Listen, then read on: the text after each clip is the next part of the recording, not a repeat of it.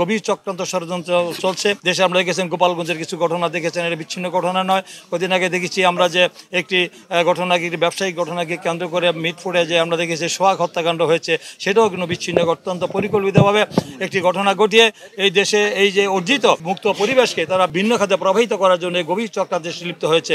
এবং আমরা দেশি বিদেশি চক্রান্ত হচ্ছে, সেই চক্রান্তের বিরুদ্ধে এই দেশের জনগণকে ঐক্যবদ্ধ হতে হবে, যে শহীদের রক্ত যেন কোনো পথে বৃথা যেতে না পারে। তারা যে অর্থে রক্ত দিয়েছেন, শহীদ হয়েছেন, জীবন উৎসর্গ করেছেন, আত্মত্যাগ করেছেন, সেটা যেন আগামী দিনে একটি অবাধ, সুষ্ঠু, গ্রহণযোগ্য, ইনক্লুসিভ নির্বাচনের মধ্য দিয়ে জনগণের চূড়ান্ত বিজয় সূচিত হয় এবং একটি গণতান্ত্রিক সরকার প্রতিষ্ঠা হয়, জনগণের সরকার প্রতিষ্ঠা হয়। তো গণতন্ত্র একটি অবাধ, সুষ্ঠু নির্বাচনের মধ্য দিয়ে বাংলাদেশের গণতন্ত্রের চূড়ান্ত বিজয় হবে।